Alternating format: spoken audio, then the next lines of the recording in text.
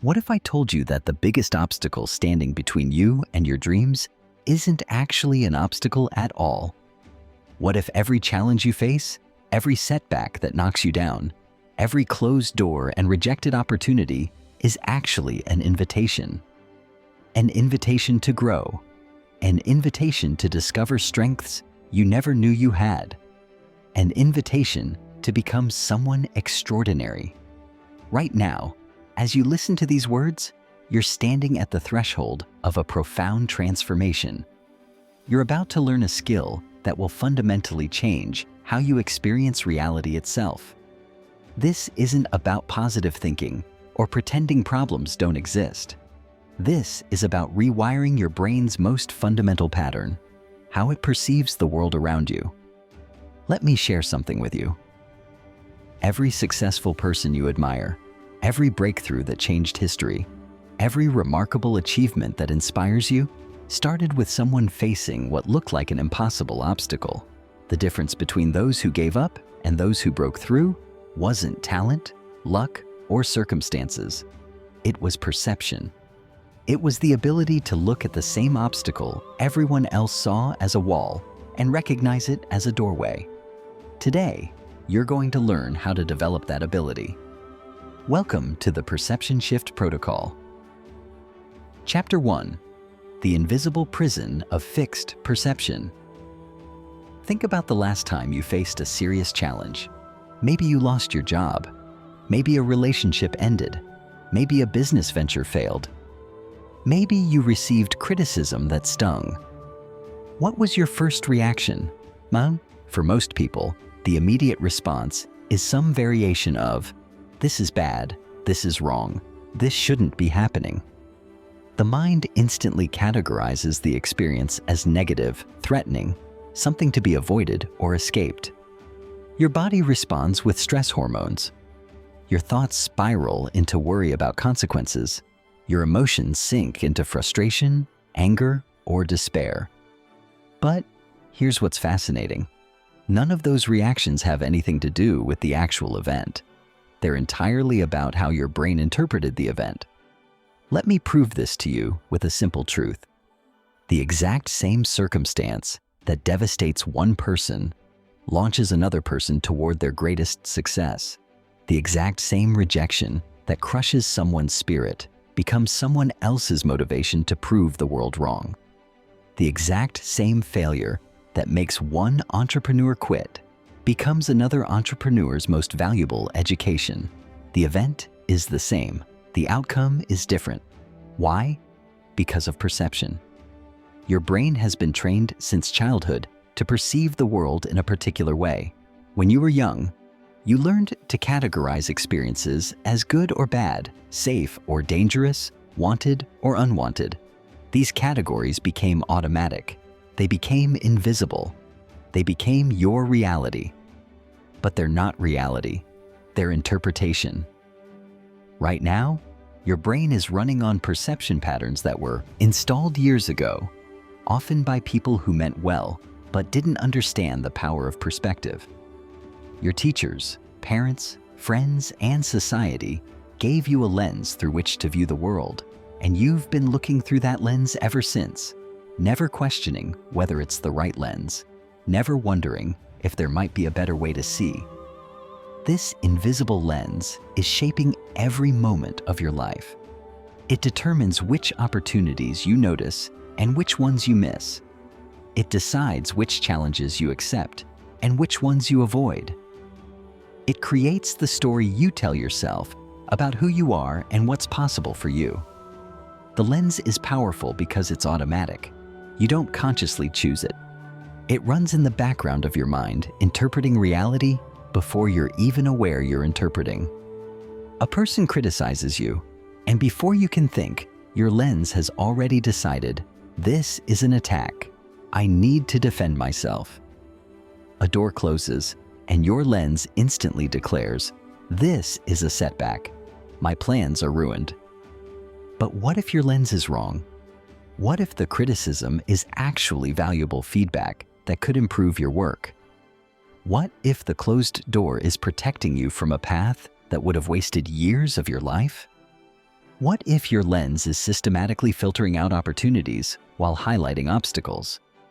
The truth is, your current lens was designed to keep you safe, not to make you successful.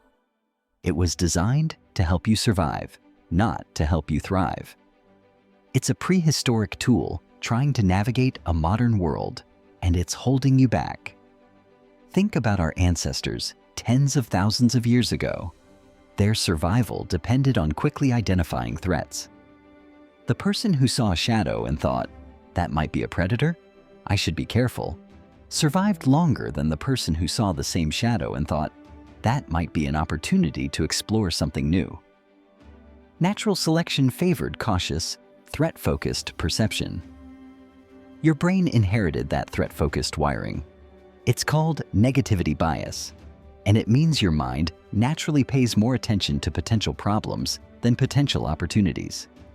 It notices what could go wrong before it notices what could go right. It spots obstacles before it spots openings. This was useful for survival in a dangerous world, but it's not useful for success in the modern world. Today, the biggest threats to your well-being aren't predators in the shadows. They're missed opportunities, avoided challenges, and unexplored potential. Today, the greatest danger isn't taking too many risks, it's taking too few. Yet, your brain is still running on ancient software, automatically categorizing new experiences as threats, instantly generating fear and avoidance in response to anything uncertain or unfamiliar. This is why stepping outside your comfort zone feels so uncomfortable. Your prehistoric brain perceives the unknown as dangerous, even when logically, you know it's not. This is the invisible prison of fixed perception. You're not actually trapped by your circumstances. You're trapped by how you perceive your circumstances. The walls aren't real, but they feel real because your perception makes them seem real. The good news is this: perception is trainable. Just as you learned your current way of seeing, you can learn a new way. You can upgrade your perceptual software. You can shift your lens from one that highlights obstacles to one that reveals invitations. This isn't about denial. This isn't about pretending challenges don't exist. This is about seeing challenges more accurately, more completely, more usefully. When you develop perception shift skills, you don't become blind to obstacles. You become capable of seeing what the obstacles are offering you. Because here's the profound truth at the heart of this protocol. Obstacles and invitations aren't two different things. They're the same thing viewed from different perceptual positions. An obstacle is an invitation you haven't recognized yet. A problem is an opportunity wearing a disguise. A challenge is growth, trying to find you. Chapter 2: The Neuroscience of Perception Shifting. Let me take you inside your brain for a moment. I want you to understand what's physically happening when you shift your perception. Because when you understand the science, you'll trust the process. Your brain contains roughly 86 billion neurons. These neurons communicate with each other across connections called synapses, creating vast networks of neural pathways. Every thought you think, every perception you have, every habit you follow is the result of electrical signals traveling along specific neural pathways. Here's what's remarkable. These pathways aren't fixed. They change. They adapt. They grow stronger with use and weaker with disuse. Neuroscientists call this neuroplasticity, and it's one of the most important discoveries in the history of brain science. Neuroplasticity means your brain is constantly rewiring itself based on your experiences and where you direct your attention. When you repeatedly think certain thoughts or practice certain behaviors, the neural pathways associated with those thoughts and behaviors become stronger, faster, and more automatic. When you stop using certain pathways, they weaken and fade. This is why habits form. When you do something repeatedly, your brain builds a superhighway for that behavior. Eventually, the behavior becomes automatic, requiring almost no conscious effort. This is true for physical habits, like brushing your teeth, and mental habits, like how you perceive obstacles. Right now, you have strong neural pathways for your current way of perceiving challenges. These pathways have been reinforced thousands of times. When something goes wrong, the signal travels instantly down the well-worn path to fear, frustration, or defeat. It happens so quickly, you don't even notice it's a choice. But it is a choice. It's a learned response that has become automatic through repetition. And here's the powerful implication. What has been learned can be unlearned. What has been wired can be rewired. When you practice perceiving obstacles as invitations, you're literally building new neural pathways. At first, these pathways are weak.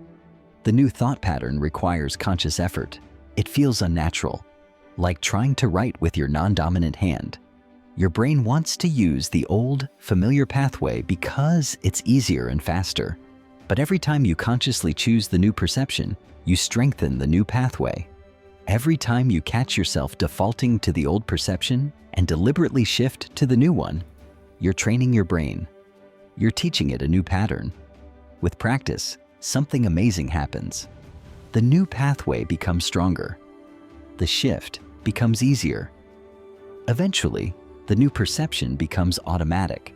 Your brain starts to default to seeing obstacles as invitations without you having to force it. This is the foundation of growth mindset, a concept developed by psychologist Carol Dweck. People with growth mindsets believe their abilities can be developed through effort and learning. They view challenges as opportunities to improve, rather than as threats to their self-image. Decades of research show that people with growth mindsets achieve more, persist longer, and experience less stress than people with fixed mindsets who believe their abilities are unchangeable. The difference between growth and fixed mindsets isn't genetic or permanent. It's neurological and trainable. Growth mindset is simply a set of neural pathways that interpret challenges differently, and those pathways can be built by anyone willing to practice. The science goes even deeper.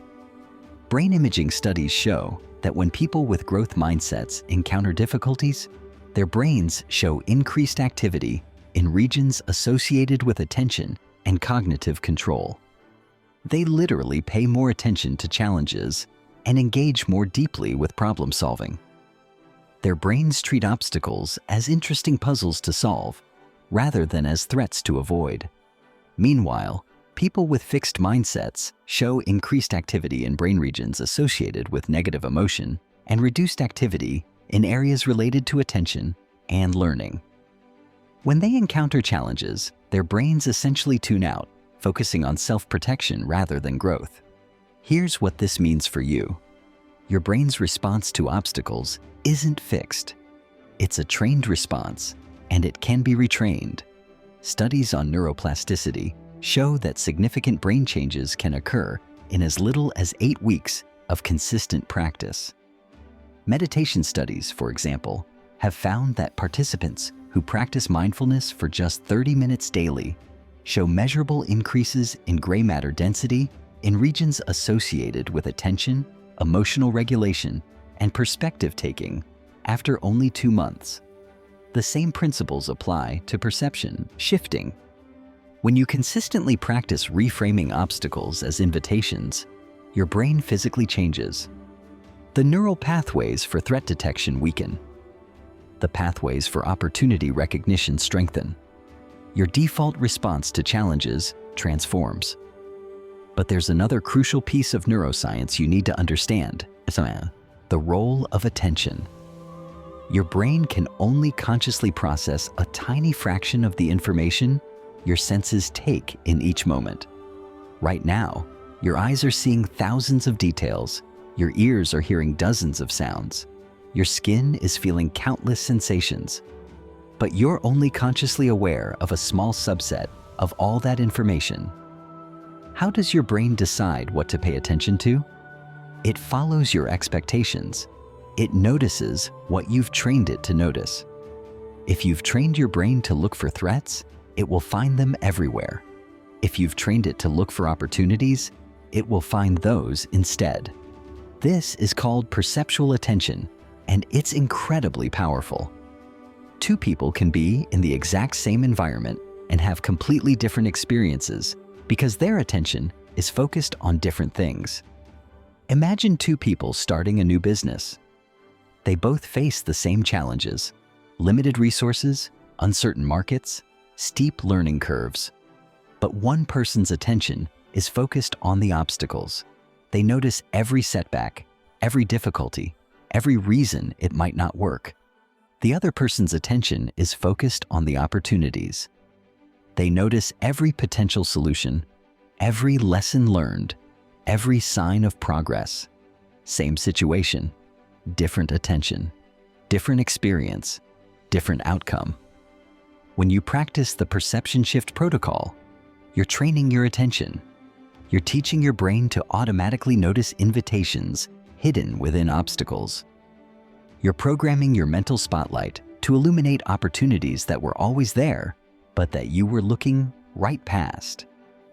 This attentional training creates a positive feedback loop. As you start noticing more opportunities, you engage with them. As you engage with them, you experience more success. As you experience more success, your brain reinforces the belief that looking for opportunities is worthwhile. This strengthens the neural pathways even more, making the perception shift even easier and more automatic. Over time, you develop what researchers call an opportunity mindset. You become someone whose first instinct when facing a challenge is to ask, "What can I gain from this? What is this teaching me? Where is the hidden opportunity?" This question becomes as automatic as breathing. The transformation is profound. You haven't changed your external circumstances, but you've changed your internal experience of those circumstances. You haven't eliminated obstacles, but you've eliminated the suffering that comes from perceiving obstacles as purely negative. You've upgraded your perceptual software from version obstacle-focused to version invitation-oriented. This is the power of neuroscience applied to everyday life. Your brain is plastic. Your perception is trainable. Your experience of reality can be transformed by changing how you direct your attention and interpret your experiences. Chapter 3: The Anatomy of an Invitation. To shift your perception from obstacles to invitations, you need to understand what an invitation actually is. Most people think of invitations as simple, obvious opportunities: a job offer, a chance to collaborate, an opening in the market. But the invitations hidden within obstacles are more subtle and more powerful. Every obstacle contains multiple invitations. The key is learning to recognize them. The first invitation is the invitation to grow. When you face a challenge that pushes you beyond your current capabilities, you're being invited to develop new skills, acquire new knowledge, and expand your capacity. The obstacle is actually a personalized training program designed specifically for your growth. Think about it. If you only faced challenges you could easily overcome with your existing abilities, you would never develop new abilities. You would remain exactly as you are right now for the rest of your life. Obstacles force you to stretch. They demand that you become more than you currently are. A business facing a cash flow crisis is being invited to learn better financial management. An employee receiving critical feedback is being invited to develop greater skill in their craft. A student struggling with difficult material is being invited to build their learning strategies. The obstacle isn't punishment, it's curriculum. The second invitation is the invitation to discover. Obstacles force you off your planned path and into unknown territory.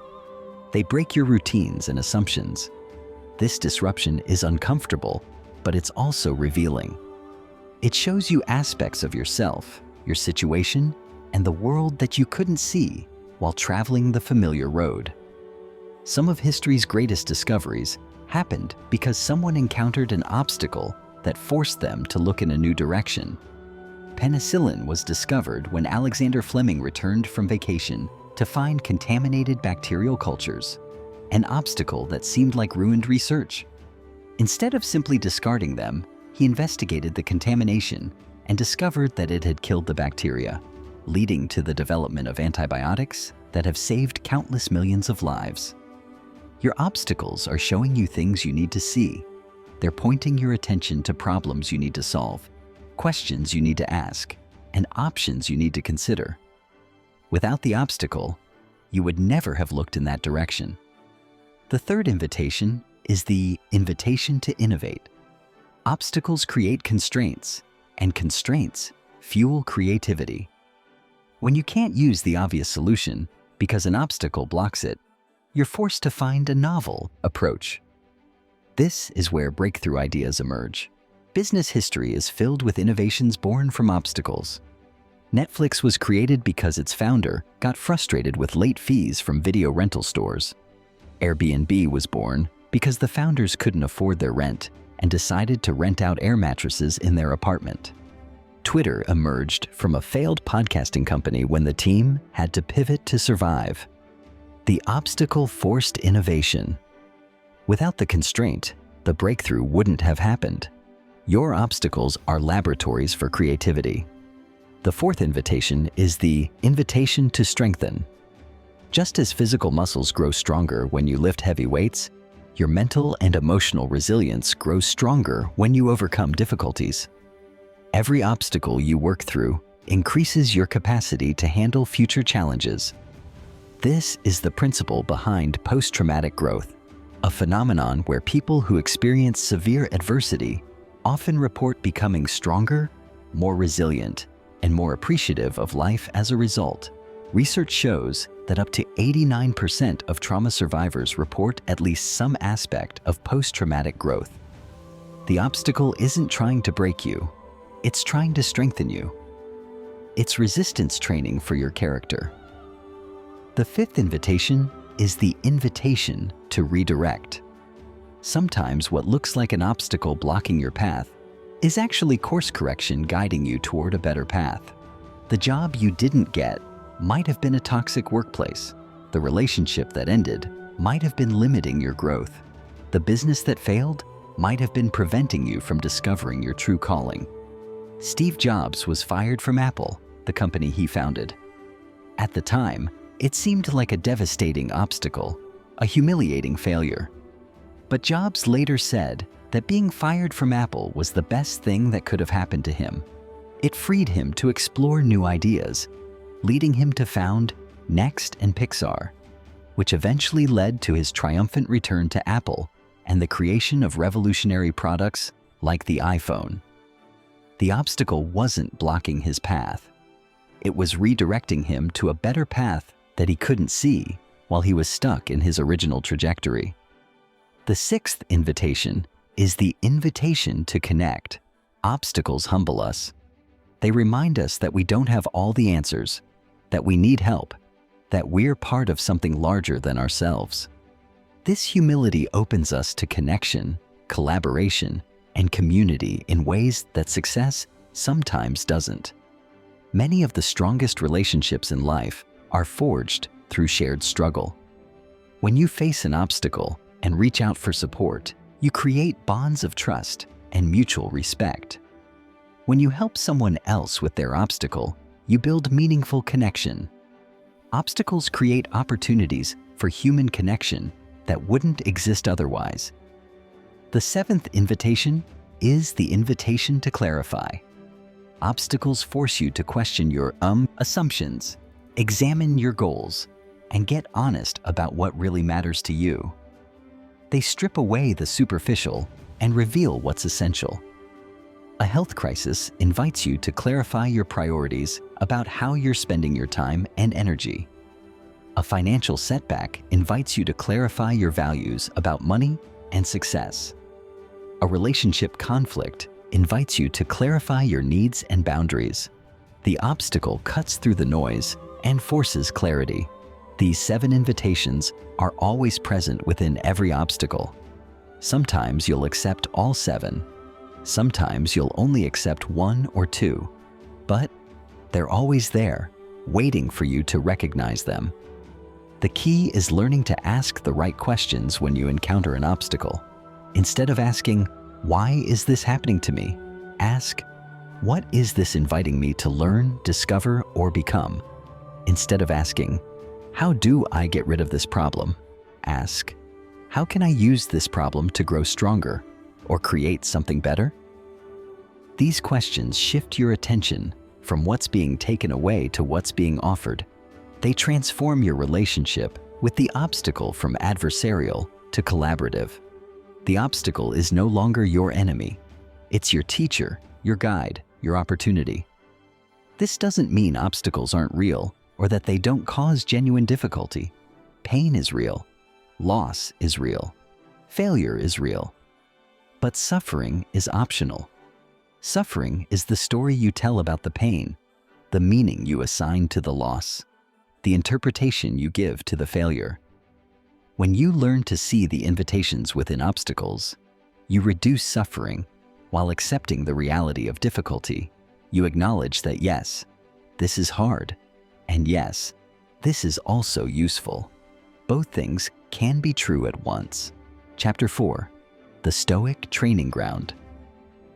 Let me take you back 2,000 years to ancient Rome, to a group of philosophers who mastered the art of seeing obstacles as invitations long before modern neuroscience could explain how it works. The Stoics developed practices that are remarkably aligned with what we now understand about perception shifting and cognitive reframing. Marcus Aurelius, the Roman emperor and Stoic philosopher, wrote in his Meditations, "The impediment to action advances action. What stands in the way becomes the way." This is the essence of obstacle as invitation. The very thing blocking your path is the path. The Stoics understood something profound. You can't control what happens to you, but you can completely control how you respond to what happens. They called this the dichotomy of control, and it's one of the most powerful mental tools ever developed. Divide your world into two categories. Category 1, things you can control. Category 2, things you can't control. Your peace of mind, your effectiveness, and your power all come from focusing exclusively on Category 1 and accepting Category 2. What can you control? Your thoughts, your actions, your responses, your effort, your character, your attention, your interpretations. What can't you control? Other people's thoughts and actions, outcomes, circumstances, the past, the future, the weather, the economy. Most of what happens. Most people spend most of their energy trying to control Category 2 while neglecting Category 1. They worry about outcomes they can't control. They try to change other people.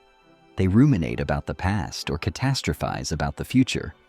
They exhaust themselves trying to control the uncontrollable while the things they actually can control, their own thoughts and actions, run on autopilot. The Stoics flip this. They pour all their energy into controlling the one thing they can completely control, their perception and response. When an obstacle appears, they don't waste energy complaining that it shouldn't be there or wishing it away. They immediately focus on the question, how can I respond to this well? This is a radical shift in power. When you stop trying to control the uncontrollable and focus on controlling the controllable, you become genuinely powerful. You're no longer a victim of circumstances. You're an agent navigating circumstances. Seneca, another Stoic philosopher, wrote, "Difficulties strengthen the mind, as labor does the body." He viewed obstacles as training equipment for mental and emotional fitness. Just as you wouldn't get stronger by only lifting light weights, you don't become resilient by only facing easy challenges. The Stoics actually practiced something called negative visualization, where they deliberately imagined worst-case scenarios to prepare themselves mentally and emotionally. This might sound pessimistic, but it had a profound effect. It reduced fear and increased gratitude. When you mentally rehearse how you would handle adversity, you train your mind to remain calm and resourceful when adversity actually arrives. You've already worked through it in imagination, so your brain has neural pathways ready to activate. The obstacle isn't a surprise. It's something you've already mentally practiced overcoming. Modern psychology has validated this Stoic practice. Studies show that mental rehearsal activates the same brain regions as actual practice. When athletes visualize their performance, their brains create neural patterns similar to physically performing. When you visualize handling obstacles well, you're building the mental muscles you'll need when real obstacles appear. The Stoics also emphasized viewing obstacles from a broader perspective. Marcus Aurelius regularly reminded himself of the vastness of time and space to put his problems in perspective. When you zoom out and see your obstacle in the context of human history, the whole span of your life, or even just next year, it often shrinks to a manageable size. This practice of perspective shifting is what cognitive therapists now call decatastrophizing. When you're in the middle of an obstacle, your brain tends to catastrophize, imagining worst-case scenarios and magnifying the difficulty. Deliberately zooming out neutralizes this tendency. Ask yourself, will this matter in a year, in 5 years, in 10 years? Often, you'll realize that even if this obstacle creates temporary difficulty, it won't permanently damage your life. This realization is freeing. It doesn't make the obstacle disappear, but it reduces the emotional charge around it, which makes it easier to respond effectively. Another Stoic practice is reframing obstacles as opportunities to practice virtue. The Stoics believed that the goal of life was to develop character, specifically the 4 cardinal virtues of wisdom, courage, justice, and temperance. Every obstacle is an opportunity to practice these virtues. Facing criticism is an opportunity to practice wisdom by extracting useful feedback and disregarding the rest. Facing failure is an opportunity to practice courage by persisting despite setbacks. Facing conflict is an opportunity to practice justice by treating others fairly, even when it's difficult. Facing temptation is an opportunity to practice temperance by making choices aligned with your values. This reframe transforms obstacles from unwanted interruptions into valuable training. You're not being punished with difficulties. You're being given opportunities to become the person you want to be. The Stoics were also masters of emotional regulation, not by suppressing emotions, but by examining them. When you feel anger, fear, or frustration in response to an obstacle, the Stoics would have you pause and ask, is this emotion serving me? Is it helping me respond effectively to the situation? Often, you'll find that your initial emotional reaction is based on faulty assumptions or unhelpful interpretations. The obstacle itself isn't making you angry. Your interpretation of the obstacle as unfair or threatening is making you angry. Once you recognize this, you can choose a different interpretation that generates more useful emotions. This is exactly what modern cognitive behavioral therapy does. CBT teaches that thoughts create feelings, and feelings influence behaviors. If you want to change your feelings and behaviors, you can change your thoughts. The Stoics were practicing a form of CBT 2 millennia ago. One of the most powerful Stoic practices for obstacle perception is what might be called the discipline of assent. You can't control what thoughts pop into your mind, but you can control whether you agree with them. When an obstacle appears and your mind automatically generates the thought, "This is terrible," you can pause before assenting to that thought and ask, "Is this true? Is this useful? What else might be true?" This pause creates space for perception shift. In that space, you can recognize the invitations within the obstacle. You can choose a more empowering interpretation. You can respond from wisdom rather than from automatic reaction. The Stoics weren't naive optimists who denied reality. They were practical realists who understood that much of life is difficult and that obstacles are inevitable. But they also understood that your perception of obstacles determines your experience of life more than the obstacles themselves do. Epictetus, who was born a slave and became a great philosopher despite tremendous obstacles, taught, "It's not what happens to you, but how you react to it that matters." Your power lies not in controlling circumstances, but in controlling your response to circumstances. This Stoic wisdom provides a framework for obstacle perception that has stood the test of 2,000 years. When you adopt these practices, focusing on what you can control, viewing obstacles as training, zooming out for perspective, seeing challenges as opportunities to develop character, examining your thoughts before assenting to them, you develop the same resilience and peace of mind that the Stoics cultivated in one of history's most turbulent eras. Chapter 5. Real Stories of Perception Shifts. Let me share some stories that will show you what perception shifting looks like in real life. These aren't fairy tales or motivational fantasies. These are real people who encountered genuine obstacles and chose to see invitations. Howard Schultz had a vision for Starbucks that the company's founders didn't share. He wanted to create Italian-style coffee bars across America. The founders said no. Schultz left the company and tried to raise money for his own coffee company. He was rejected by 217 out of 242 potential investors. That's 217 people who looked at his business plan and said no. Most people would have given up. Most people would have concluded that if 217 experienced investors reject your idea must be bad. But Schultz saw each rejection not as evidence of failure, but as data for refinement. Each no taught him something about how to improve his pitch, how to find the right investors, how to strengthen his business model. He eventually raised the money he needed, opened his coffee bars, and when Starbucks came up for sale, he bought it. Today, Starbucks has over 30,000 locations worldwide. The obstacle, those 217 rejections, forced Schultz to sharpen his vision, find investors who truly believed in it, and develop the persistence that would serve him throughout his career. Consider J.K. Rowling. Before Harry Potter made her one of the world's most successful authors, she was a single mother, living on government assistance, struggling with depression. She described this period as rock bottom. Her manuscript for Harry Potter was rejected by 12 publishers before Bloomsbury took a chance on it. Years later, Rowling said that failure taught her things about herself that she couldn't have learned any other way.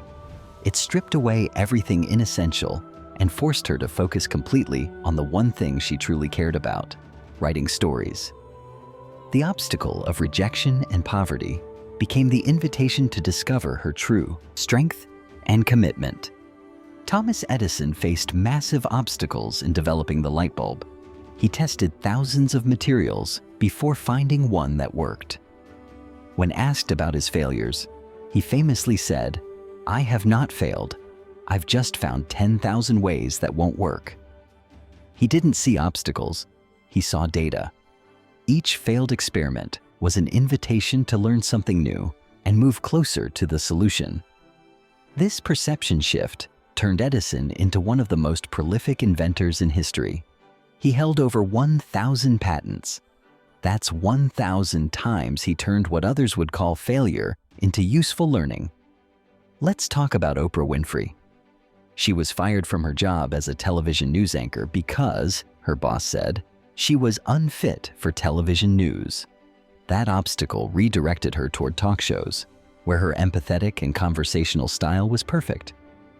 The job she lost was blocking her from finding the role where she would revolutionize daytime television and become one of the most influential media figures in history. Sarah Blakely, the founder of Spanx, was working as a door-to-door fax machine salesperson when she came up with an idea for footless pantyhose. She had no background in fashion or business. She had $5,000 in savings. She was rejected by manufacturer after manufacturer. The obstacle of having no connections, no experience, and no resources forced her to be scrappy and creative. She wrote her own patent application because she couldn't afford a patent attorney. She convinced a hosiery mill owner to manufacture her product after initially being rejected. She sold her first products out of her apartment and personally called department stores to get them to carry Spanx. Today, she's a self-made billionaire, and Spanx is a household name. The obstacles, lack of money, lack of experience, repeated rejection, were invitations to develop skills she wouldn't have developed if everything had been easy. They forced her to be resourceful in ways that ultimately gave her a competitive advantage. Let me share a story from outside the business world. Malala Yousafzai was shot in the head by the Taliban for advocating for girls' education in Pakistan. She was 15 years old. This was an obstacle of the most brutal kind, one that could have ended her life or silenced her voice forever. Instead, she recovered and became an even more powerful voice for education rights. She became the youngest ever Nobel Peace Prize laureate. She said, "I tell my story not because it is unique, but because it is the story of many girls." The obstacle of violence against her became an invitation to speak for millions of girls who couldn't speak for themselves. Consider Nick Vujicic, born without arms and legs. As a child and teenager, he struggled with depression and bullying. The physical obstacles he faced seemed insurmountable, but he chose to see his condition not as a limitation, but as a unique platform. He became a motivational speaker who has inspired millions of people around the world. His physical obstacles became invitations to develop emotional and spiritual strength that most people never develop. Let's bring this closer to everyday life. Think about the person who gets laid off from their job and uses that forced pause to retrain in a field they're actually passionate about, ending up in a career they love more than the one they lost. Or the person who goes through a painful divorce and uses that experience to develop greater self-awareness and eventually build a healthier relationship than they had before. Or consider the entrepreneur whose first business fails, but who learns from those failures and builds a successful second business. Or the athlete who suffers an injury that ends their sports career, but redirects them toward coaching, where they impact hundreds of young athletes' lives. These perception shifts don't happen automatically. They require conscious choice and practice. Sarah Blakely talked about how her father used to ask her at dinner each night, "What did you fail at today?" He was training her to see failure as an opportunity to learn rather than something to be ashamed of. That childhood training in perception shifting set her up for entrepreneurial success. J.K. Rowling made a deliberate choice to view her difficult period not as wasted years, but as essential preparation. Schultz made a deliberate choice to see each rejection as refinement rather than defeat.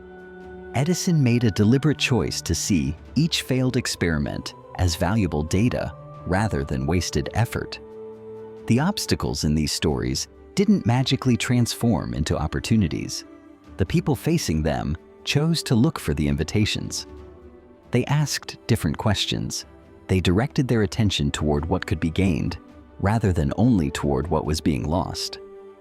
They practiced the perception shift. And here's what's important. You don't need to face dramatic obstacles to practice this skill. You can start with small daily challenges. The traffic that makes you late is an invitation to practice patience and presence. The technology that malfunctions is an invitation to develop problem-solving skills and frustration tolerance. The criticism you receive is an invitation to get curious about how you can improve. Every single day presents dozens of small obstacles. Each one is a chance to practice asking, "What is this inviting me to learn or become?" Each one is an opportunity to strengthen your perception-shifting muscles. Do this consistently with small obstacles, and when big obstacles arrive, you'll be ready. The perception shift will be automatic. Chapter 6. The Protocol. Daily Practices. Now let's get practical. How do you actually train your mind to see obstacles as invitations? Here are specific practices you can implement starting today. Practice 1. The morning reframe. Each morning, before you check your phone or jump into your day, spend 5 minutes reflecting on current challenges in your life. Write down one obstacle you're facing. Then write 3 invitations it might be offering. What could you learn? How could you grow? What opportunity might be hidden within it? This daily practice trains your brain to automatically look for invitations. Practice 2. The obstacle journal. When you encounter a significant obstacle, don't just push through it or try to forget about it. Take time to journal about it. Describe the obstacle objectively, without judgment. Then explore. What assumptions am I making about this obstacle? What else might be true? If this obstacle is actually an invitation, what might it be inviting me to do, learn, or become?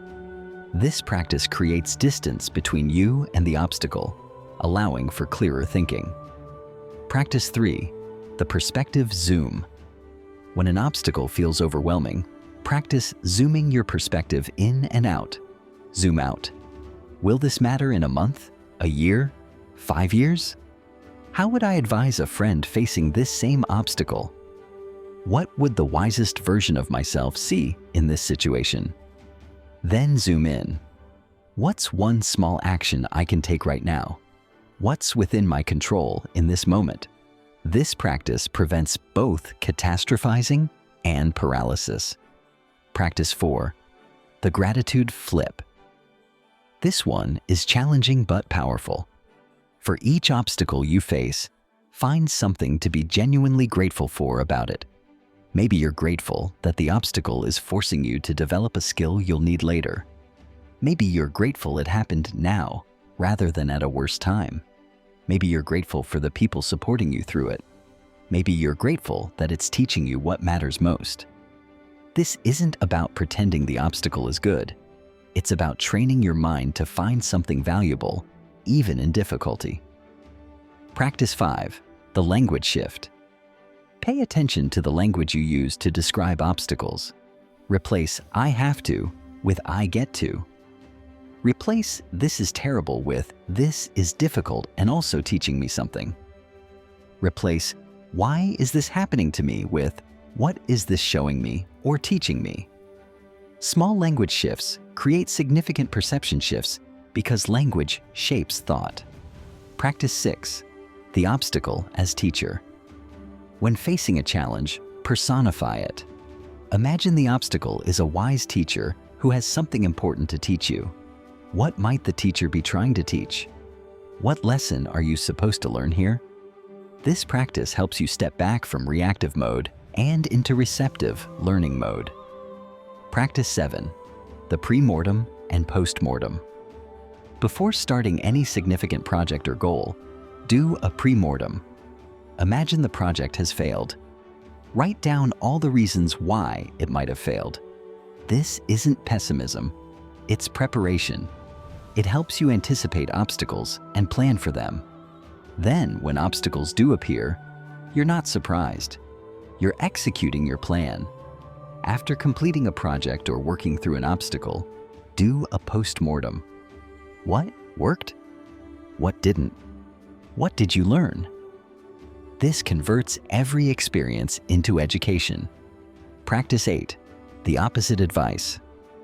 When you receive an obstacle, ask yourself, what would someone who sees obstacles as invitations do in this situation? Then do that. Even if it feels unnatural at first, acting as if you already have the perception. Shift mindset helps develop that mindset. Your actions influence your thoughts as much as your thoughts influence your actions. Practice 9. The obstacle meditation. Set aside 10 minutes for a meditation focused on obstacles. Sit quietly and bring to mind a current obstacle. Instead of trying to solve it or push it away, simply observe it in your mind. Notice your emotional reactions to it without judgment. Then gently ask, what might this be offering me? Sit with the question. Don't force an answer. Just hold the question and see what emerges. The Araxitas develops receptivity to insight. Practice 10. The Success Library. Keep a record of past obstacles you've overcome and what you gained from them. When facing a new obstacle, review this library. Remind yourself that you faced difficulties before and emerged stronger. Remind yourself of the skills, insights, and opportunities that came from past obstacles. This builds confidence in your ability to transform current obstacles into future growth. Practice 11. The Mentor Interview. Find people who exemplify obstacle perception shifting. This could be people in your life or people you study from afar. Interview them or study their stories. How do they think about challenges? What questions do they ask themselves? What practices do they use? Model their mental habits. Learning from others accelerates your own development. Practice 12. The Weekly Review. Every week, set aside 30 minutes to review the obstacles you faced that week and the invitations you accepted or missed. Be honest with yourself. Where did you default to seeing only obstacles? Where did you successfully shift your perception? What do you want to do differently next week? This regular reflection embeds the practice deeply into your life. These practices work because they create new neural pathways through repetition. At first, they'll require conscious effort. You'll have to remind yourself to do them. But if you practice consistently for 30 days, you'll notice shifts. The practices will become easier. Your automatic responses to obstacles will begin to change. By 90 days, the perception shift will start to feel natural. By a year, it will be who you are. The key is consistency, not perfection. You don't need to do all 12 practices every day. Pick 2 or 3 that resonate most and do them daily. When they become habit, add another. Build gradually but steadily. Remember, you're literally rewiring your brain. This takes time. Be patient with yourself. When you catch yourself falling back into old patterns of seeing only obstacles, don't judge yourself. Just notice it, acknowledge it, and gently practice the shift. Each time you practice, you strengthen the new pathway. Also remember that perception shifting doesn't mean you never feel frustration, fear, or disappointment. You're human. Those emotions are natural. The shift is in what you do with those emotions. Do you stay stuck in them, or do you feel them, acknowledge them, and then ask, okay, given that this is difficult and uncomfortable, what can I learn? What's the invitation? You can feel the difficulty and see the opportunity. Both can coexist. Chapter 7. Advanced Perception Shifting. Once you've practiced the foundational skills and built some perception shifting muscle, you're ready for more advanced techniques that will deepen your ability to see invitations everywhere. The first advanced skill is pattern recognition. As you practice perceiving obstacles as invitations, you'll start noticing patterns in how obstacles have shaped your life. You'll see that the job you lost led you to the career that actually fulfilled you. You'll recognize that the relationship that ended made room for a healthier one. You'll realize that the business that failed taught you lessons that made your next venture successful. These patterns reveal an important truth. Your life has been unfolding through obstacles all along. You just didn't see it while you were in the middle of each obstacle. Looking back, you can see how obstacles were actually redirecting you toward better paths, teaching you necessary lessons, preparing you for opportunities you couldn't have handled before. This recognition is powerful because it builds trust in the process. When you see the pattern of how past obstacles became blessings, you develop faith that current obstacles might also be blessings you can't see yet. This faith makes it easier to look for the invitations. The second advanced skill is meta-perception. This is the ability to observe yourself perceiving. Most people are so identified with their perceptions that they can't distinguish between reality and interpretation. They think this is bad as a fact rather than a judgment. Metaperception is the ability to notice, I'm interpreting this as bad, and recognize that the interpretation is optional. When you develop metaperception, you create space between stimulus and response. Something happens. Your brain generates an initial interpretation, and before you react based on that interpretation, you pause. You observe the interpretation. You recognize it as one possible way of seeing the situation, not the only way. This pause is where freedom lives. To develop metaperception, practice labeling your thoughts. When you think, this project is going to fail, notice the thought and label it. I'm having the thought that this project will fail. This simple act of labeling creates distance. You're not your thoughts. You're the one observing the thoughts. And if you can observe them, you can question them and choose different ones. The third advanced skill is probability calibration. Your brain naturally overestimates the likelihood of negative outcomes and underestimates your ability to handle difficulties. This is a survival mechanism, but it creates unnecessary anxiety and avoidance. Probability calibration means training yourself to accurately assess risk rather than catastrophizing. When an obstacle appears, your initial reaction might be, everything is going to fall apart. But if you pause and honestly assess, you'll usually find that the worst-case scenario is unlikely, and that even if it happens, you could handle it. Ask yourself, what's the worst that could realistically happen? What's the probability of that happening? If it did happen, what would I do? How have I handled similar situations before? Usually, you'll find that you're overestimating the danger and underestimating your resourcefulness. This calibration reduces fear, which makes it easier to see opportunities. The fourth advanced skill is opportunity multiplication. This is the practice of deliberately generating multiple ways any situation could be beneficial. Most people stop at 1 or 2 potential benefits. Train yourself to find 10. Force yourself to dig deeper. Facing a financial setback? 10 invitations. Learn to budget better. Discover what you really value versus what you waste money on. Develop humility. Practice resourcefulness. Connect with others who can help. Simplify your life. Discover new income sources. Clarify your financial goals. Build resilience for future challenges. Teach your children important lessons about money. The point isn't that you'll accept all 10 invitations. The point is that generating 10 trains your brain to see abundant opportunity where others see only scarcity. It flexes your perception-shifting muscles. The more you practice opportunity multiplication, the easier it becomes to spot opportunities automatically. The fifth advanced skill is temporal flexibility. This is the ability to shift your temporal perspective to find the most useful view. Sometimes you need to zoom out to the long-term view. In 5 years, will this matter? Sometimes you need to focus on the immediate present. What can I do right now?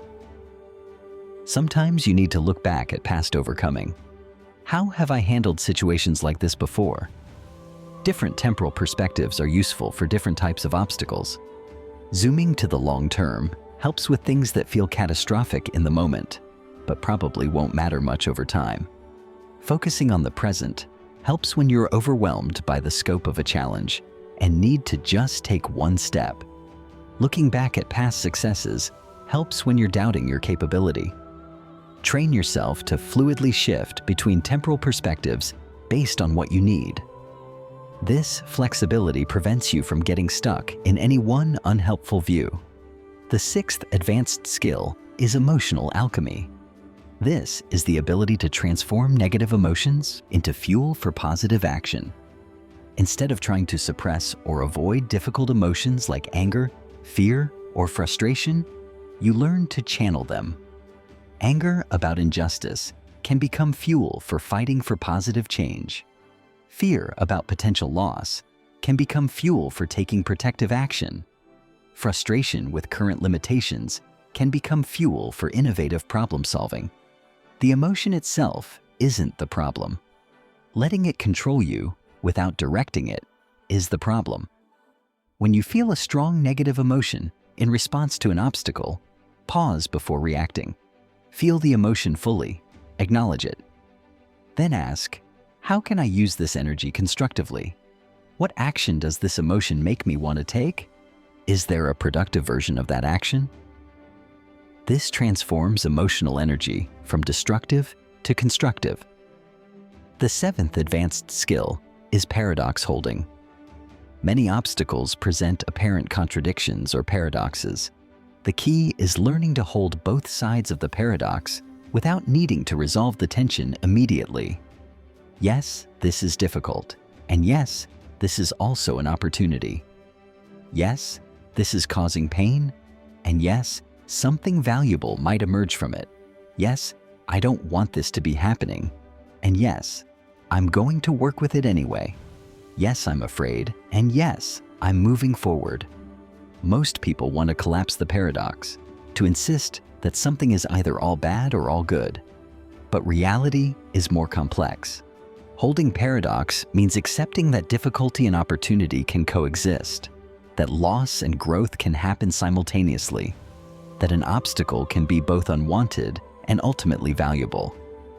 This ability to hold paradox makes you more resilient and more realistic. You don't need to pretend everything is fine when it's not. You can acknowledge that something is genuinely difficult while also working to extract value from it. The eighth advanced skill is invitation acceleration. Once you've identified an invitation within an obstacle, the next level is learning to accept that invitation quickly and fully. Don't just passively wait for the lesson to reveal itself. Actively pursue it. If the obstacle is inviting you to learn a new skill, don't just acknowledge that. Immediately enroll in a course or find a mentor. If the obstacle is inviting you to clarify your priorities, don't just think about it. Schedule time to reflect and journal deeply.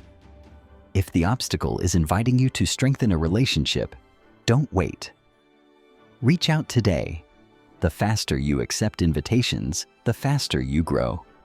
And the more you grow, the more equipped you are to handle future obstacles, which creates a positive upward spiral.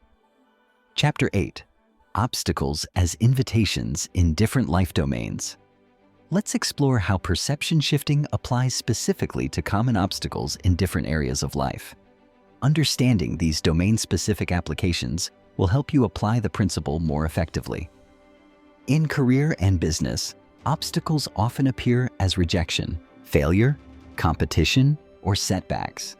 These are invitations to develop resilience, refine your offering, understand your market better, and innovate.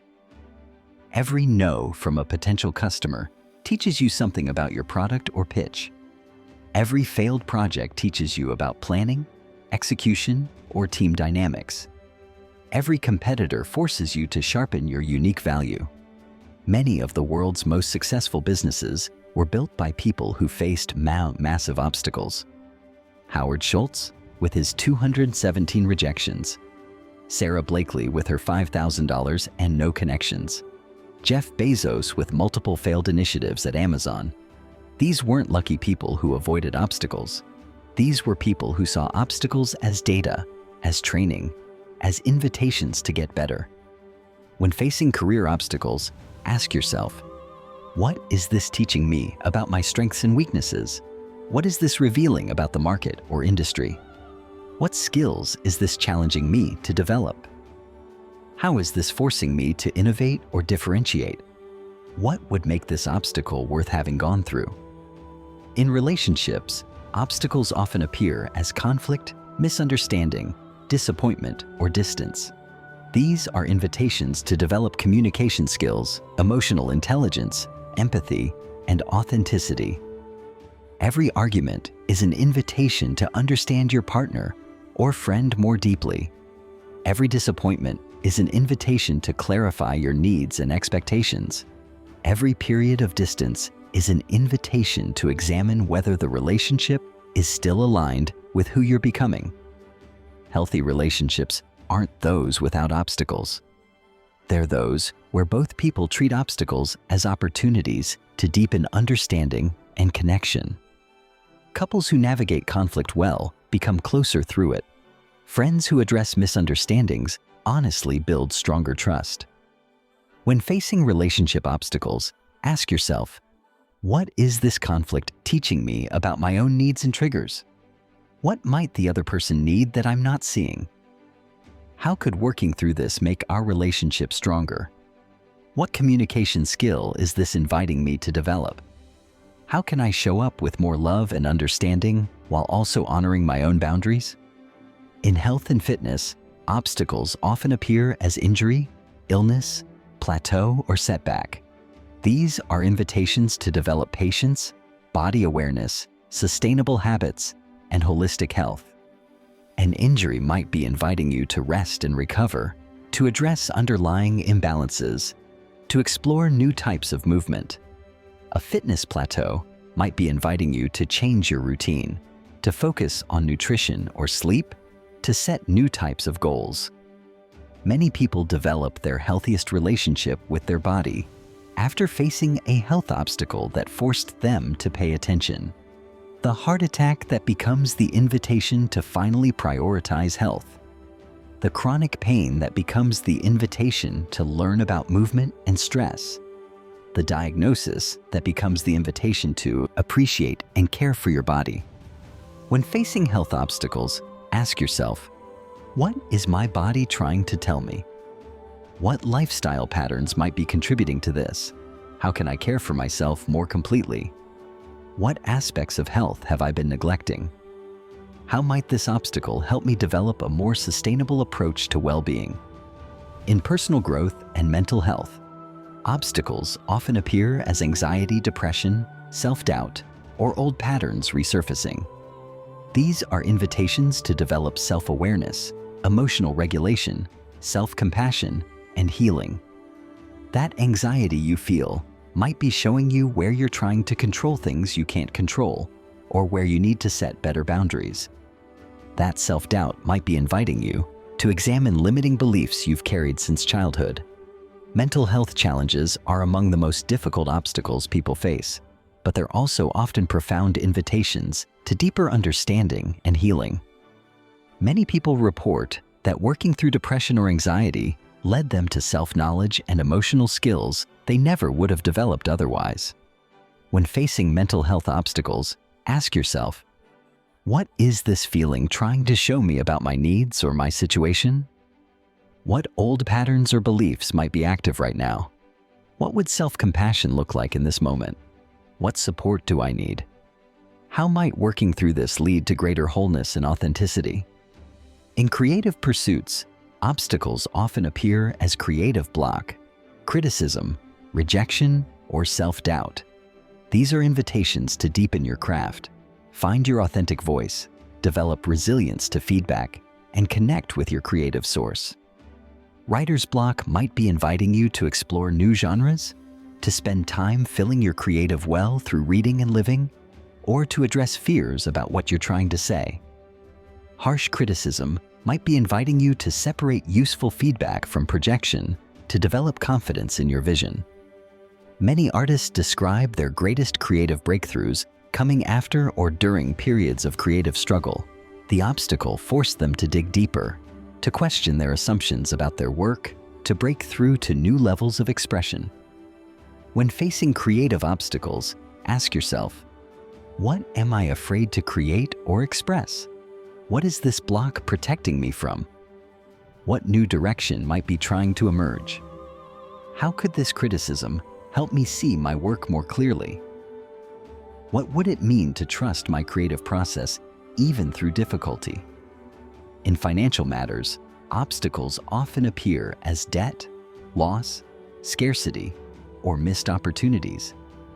These are invitations to develop financial literacy, clarify values around money, practice resourcefulness, and build long-term strategies. Financial challenges force you to examine how you're earning, spending, and saving. They invite you to get creative about income sources, to distinguish needs from wants, to plan more carefully. Some of the most financially successful people went through periods of financial struggle that taught them essential lessons. They learn to manage money carefully, to see opportunities others missed, to take calculated risks, to value financial knowledge. When facing financial obstacles, ask yourself, what is this teaching me about my relationship with money? What skills in budgeting, investing, or earning do I need to develop? Where might I be leaking money or opportunities? How could this scarcity period become an invitation to clarify what I truly value? What financial habits would make me more secure long-term? In parenting and family dynamics, obstacles often appear as behavioral challenges, conflict between family members, differing values, or difficult life transitions. These are invitations to develop patience, improve communication, examine family patterns, and grow alongside your family. Parenting is essentially a constant series of obstacles that invite you to become more patient, more creative, more loving, more boundaried, more flexible. Each challenge your child presents is both about helping them and about your own growth. When facing family obstacles, ask yourself, what is this behavior or conflict showing me about unmet needs? What patterns from my own upbringing might be showing up? How can I respond from my values rather than from reaction? What is this challenging me to learn about love, boundaries, or communication? How could working through this bring our family closer?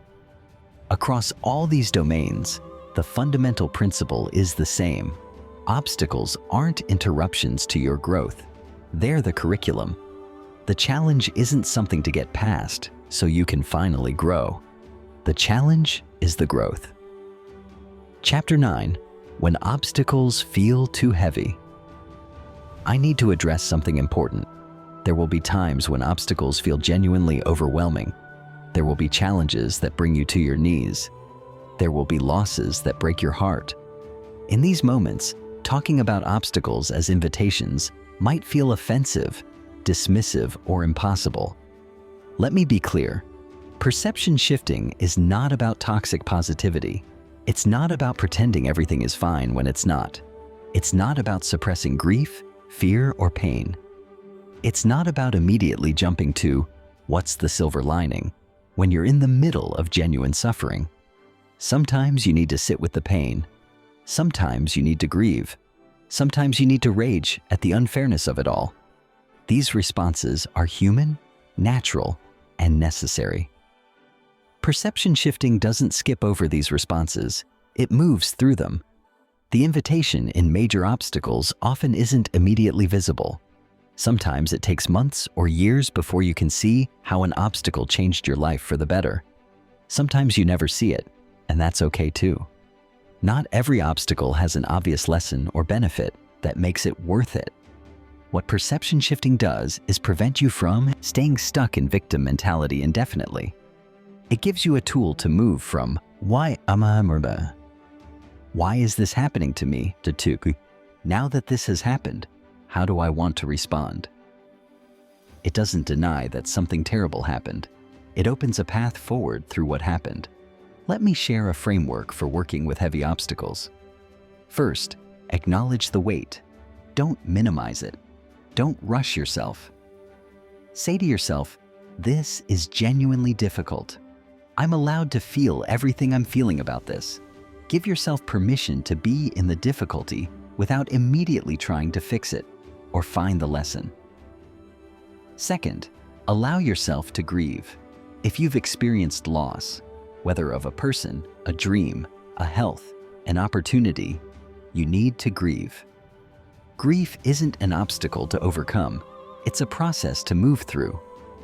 Honor your grief, express it, share it with safe people. Don't try to perception shift your way out of grief. Let it run its course. Third, reach out for support. You don't have to face heavy obstacles alone. In fact, you can't and shouldn't. Call friends. Join a support group. Work with a therapist. Let people help you carry the weight. One of the invitations in heavy obstacles is often the invitation to receive help, to let people show up for you, to strengthen community bonds through shared struggle. Fourth, take small steps. You don't have to immediately transform the obstacle into growth. You don't have to see the whole path forward. Just take one small step. Do one thing that moves you even slightly toward accepting your new reality, then another small step, and another. Growth doesn't have to be dramatic or fast. Fifth, trust that meaning can emerge without forcing it. Viktor Frankl, who survived Nazi concentration camps, wrote about how humans have an incredible capacity to find meaning, even in the most horrific circumstances. But he didn't rush to find that meaning while in the camps. It emerged over time as he reflected on his experience and eventually wrote about it. You don't have to force meaning onto suffering. Just stay open to the possibility that someday you might see how this difficult chapter contributed to who you became or how your life unfolded. That meaning might emerge tomorrow or 10 years from now. There's no timeline. Sixth, separate what you can control from what you can't. Even in the heaviest obstacles, there are elements you can't control and elements you can. You can't control that the obstacle happened. You can control how you care for yourself while dealing with it. You can't control other people's actions that contributed to the obstacle. You can control your own actions and responses. Focusing on what you can control, even tiny things, helps prevent the complete helplessness that makes obstacles unbearable. You might not be able to control the diagnosis, but you can control how you treat your body during treatment.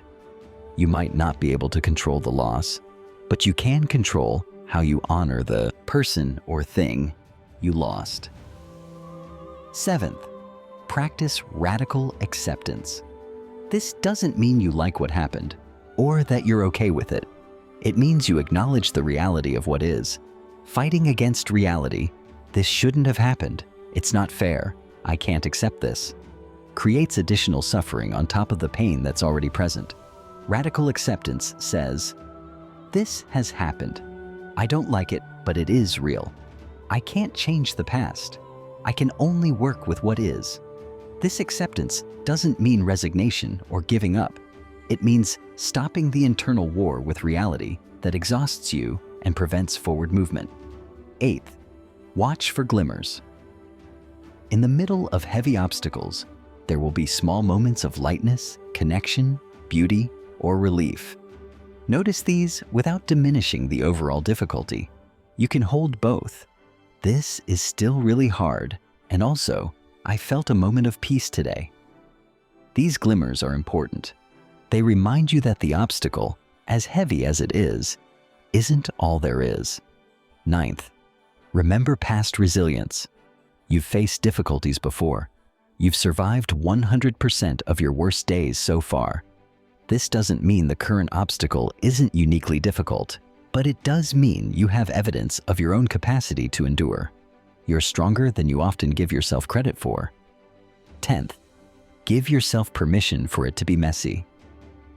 Perception shifting isn't a linear journey from obstacle to insight. It's messy. You'll have moments where you can see invitations and moments where you can't. You'll take steps forward and steps backward. You'll feel strong one day and defeated the next. This is normal. Healing and growth are non-linear. When obstacles feel too heavy, the goal isn't to immediately transform them into opportunities. The goal is simply to survive them, to stay open to support, to take one day at a time, and to trust that eventually, not now but eventually, you'll be able to look back and see how you grew through this, even if you wouldn't have chosen it. There's a concept in psychology called post-traumatic growth. Research shows that many people who face severe trauma, illness, loss, violence, disaster, eventually report positive changes that emerged from their struggle. They develop deeper relationships, greater appreciation for life, more clarity about their priorities, increased personal strength, or new paths they wouldn't have found otherwise. This growth doesn't invalidate the trauma. The people experiencing post-traumatic growth often say they would never have chosen what they went through. and they wouldn't wish it on anyone else.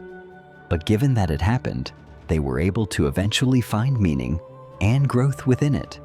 You don't need to rush toward post-traumatic growth. You don't need to force it. Just stay open to the possibility that someday, some good might emerge from even this heavy obstacle. And in the meantime, be gentle with yourself. Let others help. Take it one day at a time. Chapter 10. Living as an invitation seeker. You've learned the science of perception shifting. You've heard the stories of people who've done it. You've received the practices and advanced techniques. You understand how to apply it across different life domains, and you know how to work with heavy obstacles. Now, let's talk about what it looks like to live this way consistently.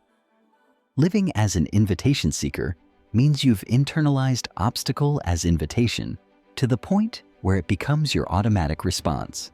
It's not something you have to remind yourself to do. It's simply how you see the world.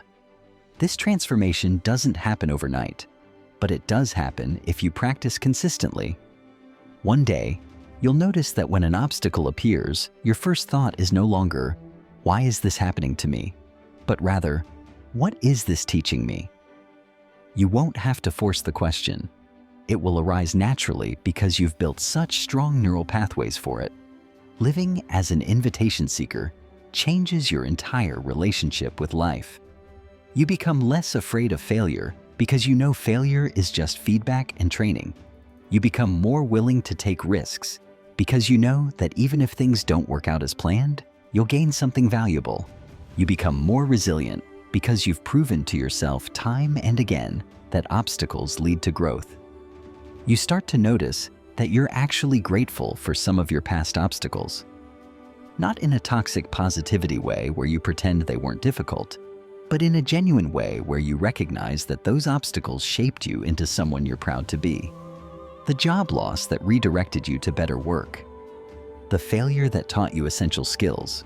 The rejection that motivated you to improve. The loss that clarified what truly matters. This gratitude creates a positive feedback loop. When you're grateful for past obstacles, you trust present obstacles more. When you trust present obstacles, you engage with them more openly. When you engage more openly, you find invitations more quickly. When you find invitations more quickly, you grow faster. And faster growth reinforces your trust in the process. Living as an invitation seeker also means you become an invitation offerer for others.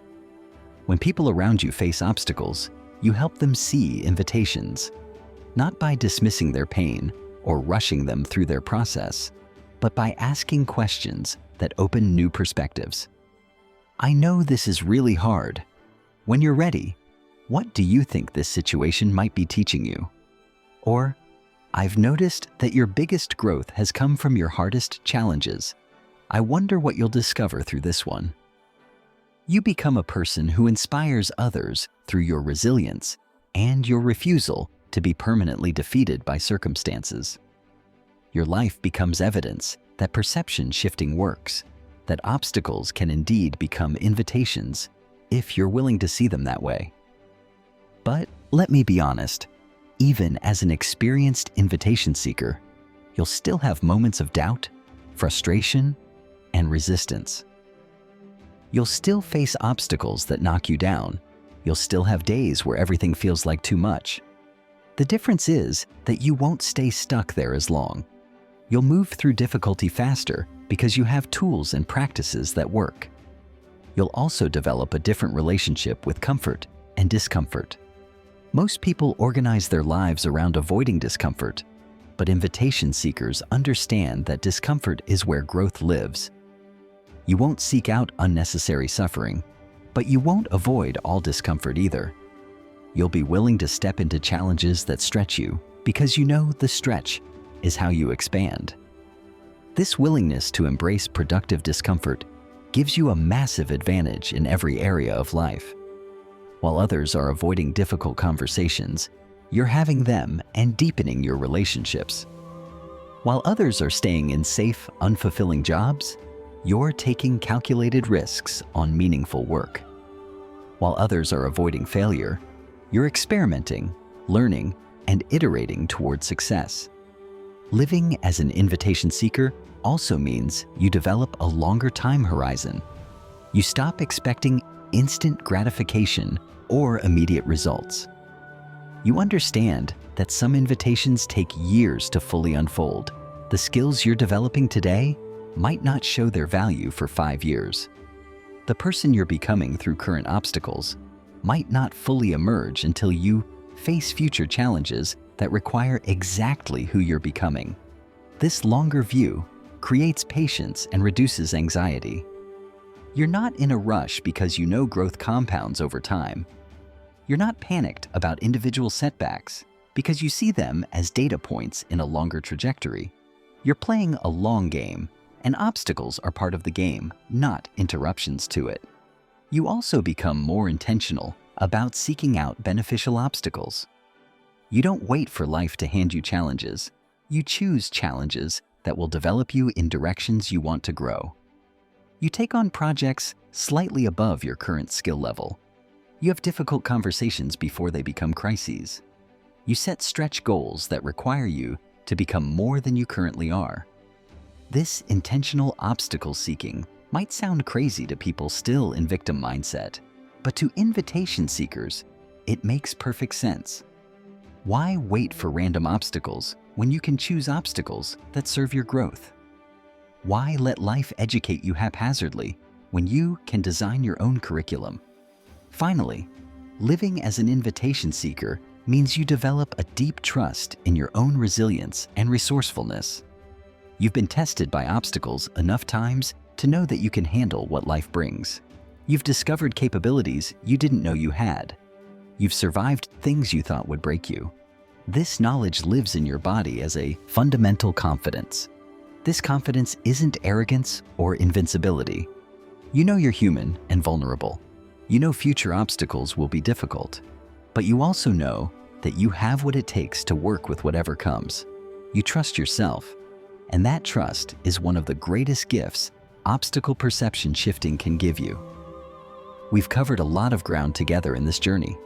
You've learned that perception is trainable, that obstacles and invitations are two ways of seeing the same thing, that your brain can be rewired through practice, that every life domain offers opportunities for perception shifting, and that even the heaviest obstacles can eventually reveal meaning and growth. But all of this information is useless unless you actually practice. Knowledge without action is just interesting philosophy. Transformation requires committed practice. So here's your invitation right now. What obstacle are you currently facing? It might be large or small, old or new, internal or external. Bring it to mind right now. Now ask yourself, what might this obstacle be inviting me to learn, discover, or become? What's one invitation I can accept right now? Don't overthink it. Just choose one small action you can take today that accepts the invitation. Maybe it's having a difficult conversation you've been avoiding. Maybe it's signing up for a course to develop a skill you need. Maybe it's reaching out for support. Maybe it's journaling about what this obstacle is teaching you. Maybe it's simply choosing to see the obstacle as a teacher rather than an enemy. Take that one action today. Then tomorrow, take another. Build the practice one day at a time. Practice with small obstacles so you're ready for big ones. Practice when it's easy so it's available when it's hard. Remember, you're not trying to be perfect at this. You're trying to be consistent. You're building neural pathways, and that happens through repetition, not through flawless execution. Every time you practice shifting your perception, you're training your brain. Every time you ask, "What's the invitation?" you're strengthening that pattern. You're also joining a lineage of people throughout history who have understood this truth. The Stoics, 2,000 years ago, the spiritual teachers of every tradition, the successful entrepreneurs and artists and leaders who transformed obstacles into breakthroughs, the everyday people who faced extraordinary challenges and emerged stronger. You're part of that lineage now. your life will still have obstacles. That doesn't change. What changes is that obstacles no longer have to be purely negative experiences. They become opportunities, training, invitations. They become the very thing that shapes you into someone capable of extraordinary things. Every obstacle you face from this moment forward is a choice point. You can see it as a wall or as a door. You can see it as an ending or as a beginning. You can see it as something happening to you or as something happening for you. The obstacle itself doesn't change. Your perception of it changes everything. So here's my final question for you. What if everything that has ever gone wrong in your life was actually preparing you for everything that's about to go right? What if every setback was set up? What if every closed door was protection from the wrong path and redirection to the right one? What if every obstacle was an invitation you just couldn't see yet? What if your entire life has been trying to teach you that you're far more capable, far more resilient, and far more powerful than you ever believed? What if the biggest obstacle standing between you and your extraordinary life isn't any external circumstance, but simply your perception of circumstances? What if today is the day you finally accept the invitation? The choice is yours. The obstacles will come regardless. The only question is, what will you see when they arrive? I believe you'll see invitations. I believe you'll accept them. I believe you'll look back years from now and realize that the moment you decided to shift your perception was the moment everything changed. Welcome to your new life as an invitation seeker. The protocol is now yours. Practice it, share it, live it, and remember, the obstacle is the way. The challenge is the opportunity. The struggle is the growth. The invitation is already here. All you have to do is recognize it and say yes. A personal message from your future self. Before I end, I want you to do something with me. Close your eyes for a moment, or just pause and really focus on these words, and imagine yourself 1 year from now. You've been practicing the perception shift protocol consistently for 12 months. You've faced obstacles, both small and large, and each time you've asked, "What's the invitation?" and taken meaningful action. Your future self, the 1 year from now version of you, is looking back at who you are right now with deep compassion and pride. They want to tell you something. They want you to know that the practice was worth it, that the obstacles you feared most became the experiences that taught you the most, that the neural pathways you're about to build will change every area of your life, that the person you're becoming through this practice is someone you'll be genuinely proud to be. They want you to know that you'll be tested. There will be days when perception shifting feels impossible, when obstacles feel overwhelming, when you'll question whether any of this makes a difference. But your future self wants you to keep practicing anyway, because on the other side of those difficult days is breakthrough after breakthrough. They want you to know that a year from now, you'll have stories. Stories of obstacles that seemed insurmountable but that you worked through. Stories of invitations you accepted that led to opportunities you never imagined. Stories of growth that surprised you. Stories that will inspire others. Your future self is rooting for you. They're grateful that you're starting this practice today. They know how much your life is about to change, and they can't wait for you to experience it. So, on their behalf, thank you. Thank you for being willing to see differently. Thank you for being willing to practice. Thank you for being willing to grow. Thank you for accepting the invitation. Now open your eyes or refocus on the present moment, and let's begin. Your perception shift protocol starts right now with the very next obstacle you face. See it, question it, find the invitation, accept it, and watch your life transform, one perception shift at a time. This is your protocol. These are your practices. This is your invitation. Go forward and see obstacles as what they truly are. Invitations to Become Extraordinary. If you found value in this audiobook, I invite you to share your biggest takeaway in the comments below. What obstacle are you currently facing? And what invitation might it be offering you? Let's build a community of invitation seekers who support each other in seeing and accepting the invitations hidden within life's challenges. And please hit that like button and subscribe to Emberly Audiobook for more transformative content that will support your personal growth journey. Your growth matters, your transformation matters, and I'm honored to be part of it. Until next time, remember, every obstacle is an invitation. The only question is whether you'll accept it.